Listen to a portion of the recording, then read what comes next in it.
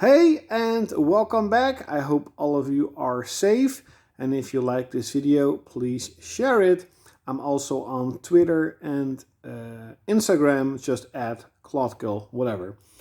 So this is episode 2 of Operation Backlog, and it's actually going really well. So first, I want to talk about the games that I have completed. Now, first, I also completed a digital game. I got a digital review code for that is a 16-bit inspired Japanese RPG called Arafall or Arafell. And it's a beautiful game. I was freakingly hooked on the game. It is just amazing. I loved the game. So I basically beat it in 1 week, and I'm pretty happy about that. So the game I am currently playing on the Switch though, but it's an extremely hard platformer, and I am not good in gaming in general. So a very hardcore, hard platformer is very hard to go through, but there is a cheat option that I try to not use as much as possible, but it basically will make sure that I at least can enjoy and beat the game, and that is Celeste. A awesome game. The music though, oh my god, the music is so good. The game I beat, I think 2 weeks ago, is Tomb Raider Definite Edition, a awesome game in the Tomb Raider franchise. I beat Ice Cream Server with a friend of mine, a really cool Q-em-up. Now, a Q-em-up is a Japanese shmup, horizontal or vertical, that is kind of cute. That's why they call it Q-em-up. I beat Ys Origins, really cool. I made a video about how to beat games, or how do you like beating games, so go and check it out. I beat Azure Lane. This is basically the first one that I completed, and it's a really cool game. I really enjoyed it. And finally, I beat Tales of Vesperia. I had to admit, like, the storyline kinda is really slow at start, and I'm talking about like 20-30 hours into the game. But the last 2 sections of the game, holy shit, were freaking epic. I love this game.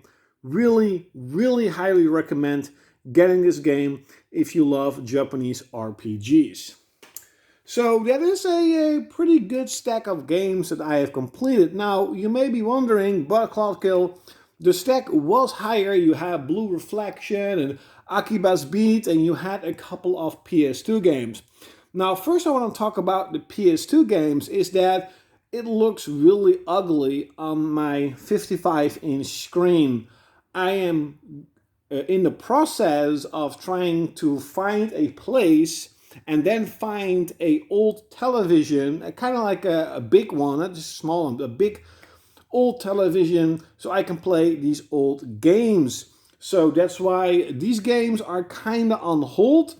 And Blue Reflection and Akiba's Beat, I tried to get into those games again.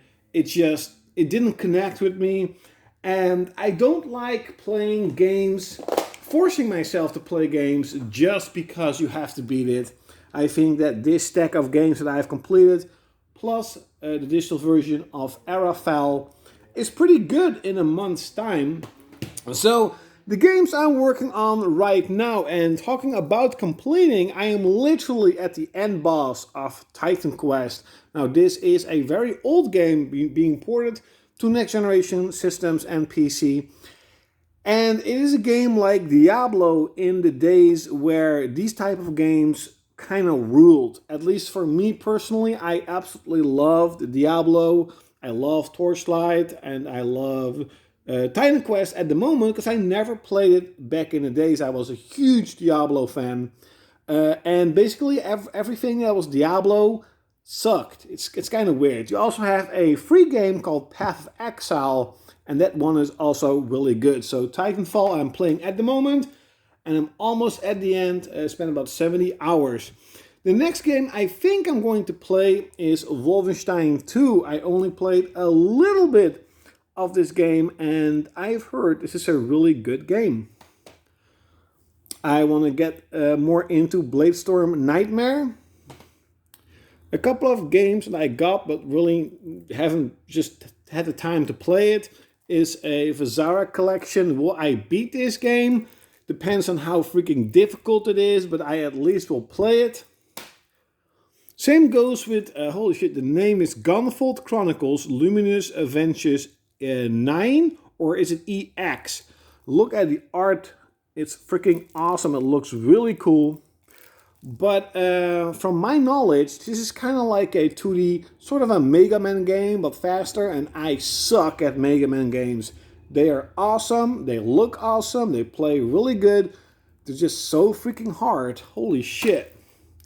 Now this is a weird one, because you're thinking, how can you beat Soul Calibur 6? Well, I just want to beat the storyline. In my opinion, that is how you complete or beat a game. But I'm going to complete the storyline, hopefully. I want to try out Bid Dungeon? It's just Bid Dungeon? Bid Dungeon Plus. It looks really cool, by the way. I got a package of games from a store called Red Art Games. And they're kind of like limited run games. But then, of course, their own thing. And they specialize more in really small games. I mean, extremely small indie games. But some of them are very good, like Ice Cream Server, and hopefully this game at least looks really cool. And they're also really cheap. I got this for $9. Talking about Red Art Games, though, probably one of their biggest releases was Gekido, Quintero's Revenge. And if my memory serves me right, this is an official retro game that never came out here in the West. It's a 2D beat-em-upper, or is it a fighting game? I think it's a beat-em-up game like Streets of Rage, but then more in setting in Japan. This was the kind of the most expensive one. It was $24, still cheaper than limited run games. And to be honest, I can't really wait to play it. Another game, by the way, that's kind of like Streets of Rage is Raging Injustice. I got that game for $2 from the PlayStation Network. I know there's a physical release. I wasn't really interested in it, and I'm glad I didn't. The game is good. It's a fun game, but there is just something about the animation that puts me off. There is something really annoying about how you walk and how the animation is done and how you attack. It also seems that every enemy that comes at you has weapons and they always throw it, so you're constantly falling because you can't really block.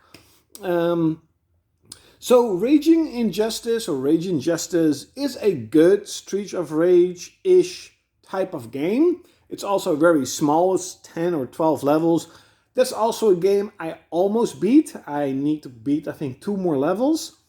But because of, the problems it had for me personally, it's one of the games that I'm not really forcing myself to play, but I am like, I can do 1 level a day and then I'll beat the game eventually. So that's also a game that I probably will beat. So I'm beating more games. I think I've beaten more games this year than I did the entire last year. Because from last year up until June or something like that, June or July, I just played only 8-bit armies and nothing more. So leave it in, holy shit, 9 minutes. Leave it in the comments below. Did you beat any games? What are your plans considering beating games? At the end of the month, though, I do have a 3 weeks vacation, but Xenoblade Chronicles, the Definite Edition, is coming out. And that will definitely be the game of this year's vacation. So I probably will play that game a lot. Like, share, comment, and subscribe. And like always, you're gonna see me next time. Holy damn, 9.5 minutes. I thought this would be like a 2 or 3 minute video. Sorry about that.